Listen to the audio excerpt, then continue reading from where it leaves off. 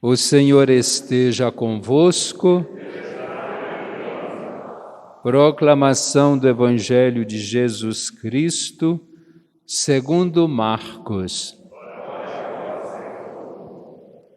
Naquele tempo, os fariseus e alguns mestres da lei vieram de Jerusalém e se reuniram em torno de Jesus. Eles viam que alguns dos seus discípulos comiam o pão com as mãos impuras, isto é, sem tê-las lavado. Com efeito, os fariseus e todos os judeus só comem depois de lavar bem as mãos, seguindo a tradição recebida dos antigos. Ao voltar da praça, eles não comem sem tomar banho e seguem muitos outros costumes que receberam por tradição. A maneira certa de lavar copos, jarras e vasilhas de cobre. Os fariseus e os mestres da lei perguntaram então a Jesus: por que os teus discípulos não seguem a tradição dos antigos, mas comem o pão sem lavar as mãos? Jesus respondeu: bem profetizou Isaías a vosso respeito, hipócritas, como está escrito: este povo me honra com os lábios, mas seu coração está longe de mim. De nada adianta o culto que me prestam, pois as doutrinas que ensinam são preceitos humanos. Vós abandonais o mandamento de Deus para seguir a tradição dos homens. Em seguida, Jesus chamou a multidão para perto de si e disse: escutai todos e compreendei. O que torna impuro o homem não é o que entra nele vindo de fora, mas o que sai do seu interior. Pois é de dentro do coração humano que saem as más intenções, imoralidades, roubos, assassínios, adultérios, ambições desmedidas, maldades, fraudes, devassidão, inveja, calúnia, orgulho, falta de juízo. Todas estas coisas más saem de dentro e são elas que tornam impuro o homem. Palavra da salvação.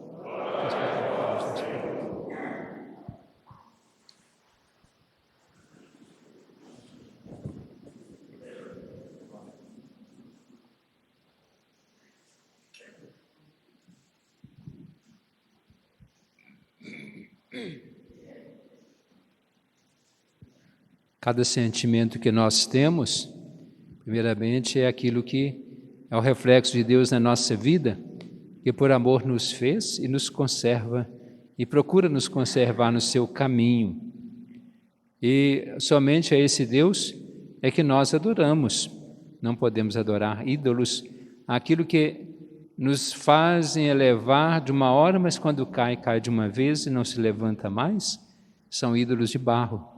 E Deus, nós sabemos que a sua lei é perfeita, Ele é fiel, Ele é amor, é misericórdia, coisa que nós nunca podemos cansar de falar, de ouvir e de procurar vivenciar nesse amor de Deus. Mas para nós correspondermos a esse amor também, precisamos seguir aos seus mandamentos, às suas ordens, aos seus ensinamentos em geral, porque às vezes nós ouvimos o conselho de um, entre aspas, amigo que não é amigo, porque nos leva para o mau caminho e deixamos de seguir o caminho que Deus nos orienta. Porque aquele caminho que o outro nos convida, às vezes é mais fácil. Tanto que Jesus fala que o caminho da perdição é largo, espaçoso, enquanto o caminho da salvação é estreito, apertado, às vezes nos machuca. É a palavra de Jesus, que às vezes a gente fica reclamando de Deus, que nos deixa passar por provações, mas é a palavra dele mesmo, é o caminho que nos leva à salvação. Nós temos inúmeras leis, ordens, estatutos, determinações, não sei quais palavras mais dizer, são tantas, Mas se nós seguimos os mandamentos de Deus, nós, em geral, vamos seguir todos os outros. Nós temos muitas leis que estamos debaixo delas, nós não conhecemos, ou talvez a gente ouviu falar, mas depois se esquece com o tempo, e se nós transgredirmos essa lei, nós somos multados. A gente é multado, às vezes, por uma irregularidade no trânsito que a gente nem sabia, apesar que para dirigir, para tirar a carteira, tem que saber. Mas, na hora de fazer o examinador não pergunta todas as perguntas. Nós temos normas, leis municipais, talvez a gente não conheça. Se a gente transgredir, a gente é multado. Leis federais, econômicas, e em todo sentido, quantas que nós não conhecemos. E assim, quando a gente faz uma coisa errada, é multado. Eu não sabia, mas devia saber. Mas não temos condições. Isso aí é claro que nós não saberemos todas as leis, isso fica por conta daqueles que fazem o estudo da lei, porque é por isso que nós dependemos deles, também nas nossas defesas, né? Mas, quantas vezes nós ficamos também presos a coisas pequenas, a minúcias da lei, que não nos realizam. Às vezes nós ficamos preocupados se eu posso dar tantos passos, mas não posso dar mais. Para os judeus, né, aqueles que eram tão apegados à lei, eles tinham 613 leis, mandamentos, que eles observavam todos, sem ter nenhum maior do que o outro.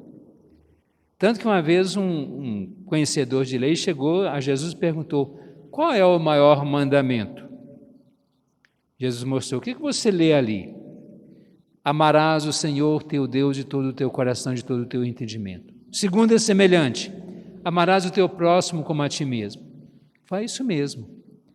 Ele não perguntou a Jesus porque ele queria saber qual era o maior, que para eles eram todos no mesmo nível, deveria observar a todos igualmente, mas só para colocar Jesus no armadilho, ver qual que Jesus ia dizer. Aí Jesus pergunta o que estava escrito, que não era uma palavra dele, mas aquilo que já vinha dos antigos, lá de Moisés, que eles respeitavam, né?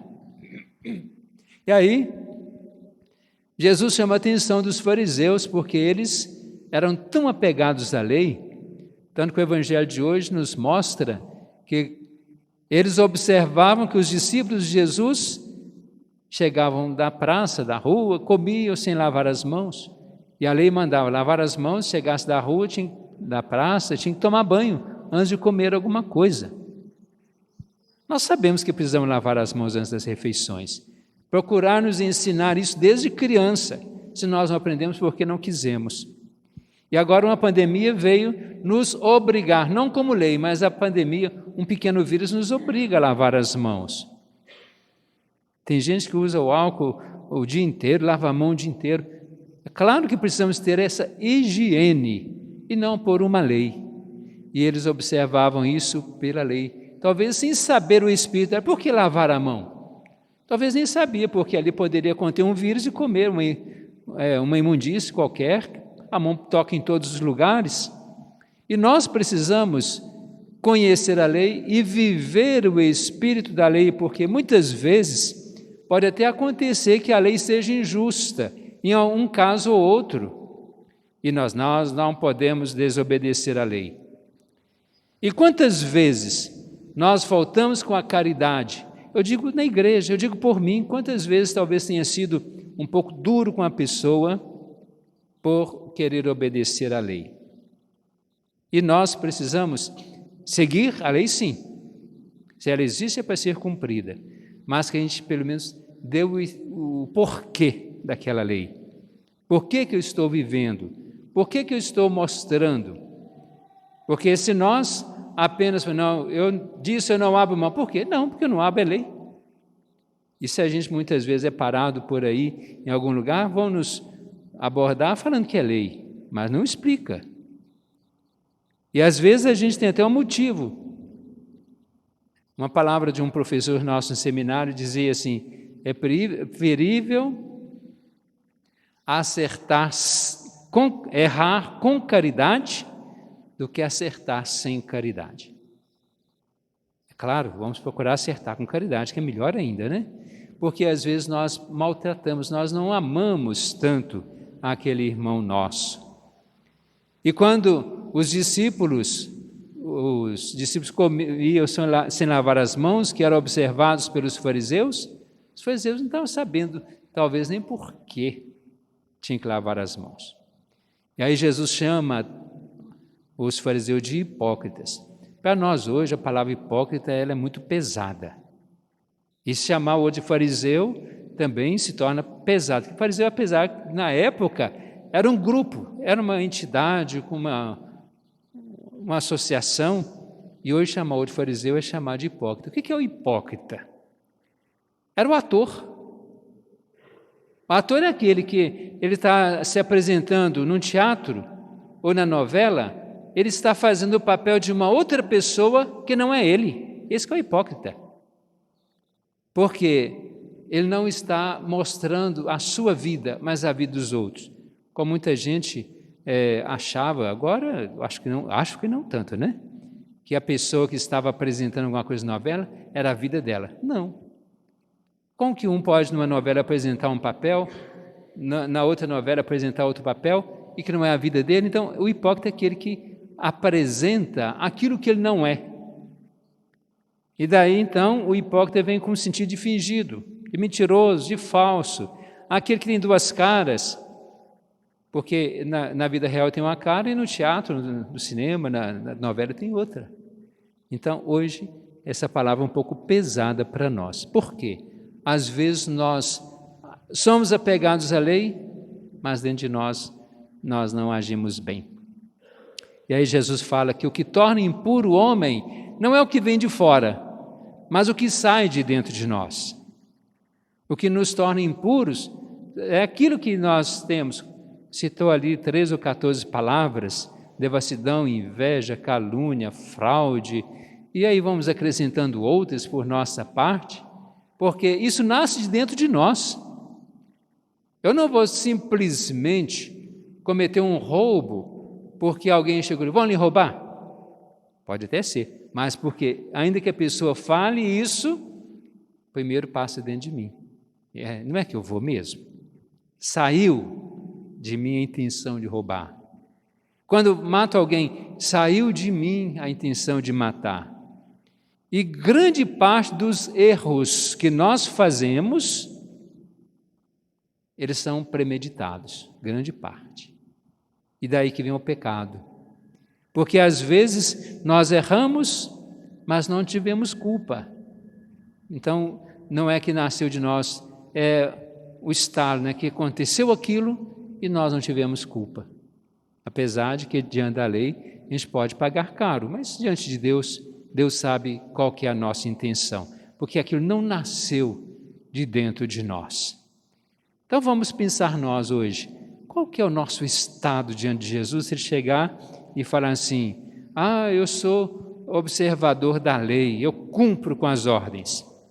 Aí Jesus falou nesse evangelho de hoje mesmo: por causa das vossas tradições, vós transgredis os mandamentos de Deus. E quantas vezes nós ficamos presos às tradições? Que hoje é o dia do catequista, vou falar um pouquinho. Eu aprendi lá no meu bisavô, que passou pelo meu avô, pelo meu pai, minha mãe, por mim, e assim eu aprendi, eu vou ensinar para os filhos, para os netos. É a tradição apenas. Mas às vezes eu não ensino a fé, não ensino a doutrina. E superstição, então a gente ensina à vontade, né? Os antigos diziam que não pode passar em tal lugar, não pode ir em tal lugar, tal hora, não pode fazer isso. Por que isso nós ensinamos? Porque eu aprendi, é a tradição. E às vezes coisas sem pé nem cabeça. Então vamos sim ensinar, conservar aquilo que é bom na tradição.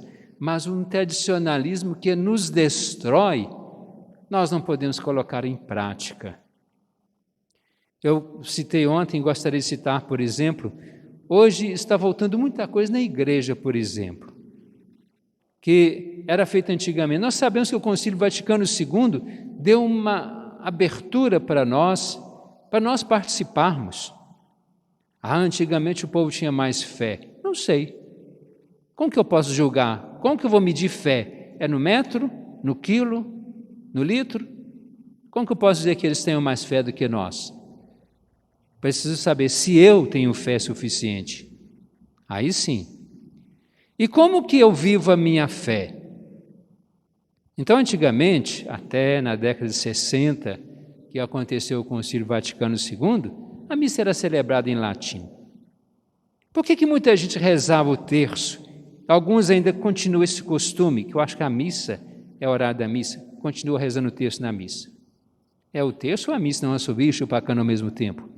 Porque o padre celebrava em latim, só ele sabia o latim. Às vezes um sacristão, alguém aí mais próximo, sabia responder à missa. Mas o padre sabia. Então, enquanto a gente está ouvindo o padre, mas não está entendendo nada, então vamos rezar o terço. É por isso que veio a tradição, que não podemos continuar nesse sentido. Eu chego mais cedo, ou fico mais tarde um pouco, ou pelo caminho, ou tiro um horário para rezar aqui. Aí eu faço as duas coisas bem feitas. Que se eu rezo o terço, eu não sei se eu presto atenção na liturgia da palavra, na celebração, ou se eu presto atenção na minha oração do terço. E aí, outras coisas, não, que antigamente era assim. E hoje nós vemos muitos jovens sentindo um saudosismo de uma coisa que eles não viveram. A missa em latim é muito bonita. Pode ser para a época, para nós hoje não. Se eu estivesse falando em latim aqui, eu duvido que vocês estariam, pelo menos me olhando, fazendo de conta que estão prestando atenção. Espero que todos estejam prestando atenção, é claro, né? Porque, não, eu não estou entendendo nada. Meu pai que dizia que a missa em latim termina com essa frase: ite missa est. São as últimas palavras da missa em latim. Literalmente significa: a missa acabou. Aí o padre está celebrando missa e no final ele falava assim: ite missa est. O outro fala assim: nem o padre sabe o que ele está falando. Que depois no final ele fala assim: não sei que missa é esta. Quer dizer, nós ganhamos com a celebração da missa no vernáculo, quer dizer, a nossa própria língua, de cada lugar é celebrado na sua própria língua. Então a gente quer resgatar o que é antigo, a gente se fazendo diferente dos outros. A gente se mostra diferente dos outros, ou acha que os outros são diferentes da gente, e aí nós não formamos unidade, nós não formamos comunidade, que igreja significa comunidade. Não, eu vou e faço do meu jeito e pronto, eu vivo a minha fé. Não, igreja é comunidade. Ninguém é igreja sozinho, não. Nós somos igreja num conjunto. Se a gente quer se tornar igreja sozinho, então não é. Claro que somos templos, somos morada de Deus. Deus está conosco, sem dúvida nenhuma. Mas precisamos estar unidos na nossa ideia e na nossa prática. Não é iguais, ninguém é igual a ninguém. Mas muitas vezes de propósito a gente procura ser diferente. Então vamos deixar de ficar presos àquilo que não nos ajuda, mas que nos atrapalha. E não vivermos, sobretudo, o mandamento de Deus. E como disse, hoje é dia do catequista. Quem são os catequistas? Primeiramente são os nossos pais, aqueles que nos ensinaram a fazer o sinal da cruz em nome do Pai, nos ensinaram a falar Papai do céu, Mamãe do céu, trazem a criança para a igreja. Aqueles que ensinam a rezar um Pai Nosso, uma Ave Maria. Tem muito avó hoje que, como diz a expressão, mete o pau na catequese, está em vergonha. Meu neto está na catequese, até hoje não sabe rezar Ave Maria. Que catequese é essa? Quem são os primeiros catequistas? São os pais. São aqueles que ensinam as primeiras orações e que eles depois confiam a catequese da igreja a um grupo, a uma pessoa, para dar continuidade a algo mais, para inserir a pessoa na igreja, em comunidade. É diferente. E a catequese é permanente, ela é continuada. A gente se prepara para ser batizado através dos pais e dos padrinhos. A gente se prepara para fazer a primeira Eucaristia, a primeira comunhão. A gente se prepara para ser crismado. se prepara para o casamento, para nós padres, sermos padres. A gente se prepara para morrer. Tudo isso, cada coisa que nós aprendemos é catequese. E até algumas décadas, dizia que catequese é a primeira Eucaristia, fez a primeira Eucaristia. Não, agora já acabou a catequese. Só quando você não quiser aprender mais. Isso oficialmente se torna possível com a nossa morte, e a gente não aprende mais. Então, a catequese é aquilo que nos aproxima da comunidade para sermos igreja, para nos levar até Deus. E que a gente possa valorizar. Me lembro perfeitamente das minhas catequistas, sei o nome de cada uma, que cada um me marcou mais. E quantos de nós, fulana foi minha catequista, ou fulano, eu fui catequista de fulano. Isso às vezes nos enche de orgulho de saber, eu fui catequista de alguém que está aí sobressaindo. Então, sobretudo quando é catequista de alguém, de um padre, a minha catequista de primeira Eucaristia faleceu há pouco tempo, o carinho que ela tinha comigo. Então isso valoriza o papel do catequista. Com isso quero parabenizar todos os catequistas aqui. Claro, repito, primeiramente os pais que catequizam verdadeiramente os seus filhos. E também dizer que há sempre vagas para a catequese. Que às vezes a gente fica doido para se ver livre do filho, agora na pandemia, não tem catequese, não tem aula, e a gente tem que aguentar o filho o dia inteiro dentro de casa. Se você não aguenta o seu filho, que é 1 ou 2 ou 3, seu filho, às vezes você vai à igreja brigar, ou à escola brigar com o professor, à igreja com o catequista, porque tem que tolerar numa sala 10, 20, 30 crianças catequizandos ou alunos que não são filhos do catequista ou do professor, que não receberam educação em casa. Se você não der educação, como você pode brigar com o catequista? Só para você ficar livre, então vai para a escola, vai para a catequese. É preciso nós valorizarmos esse papel que é tão importante, desgastante, mas que eu garanto, se não for 100%, quase 100% dos catequistas fazem por amor. E parabéns a vocês que fazem isso por amor. Façamos a nossa profissão de fé.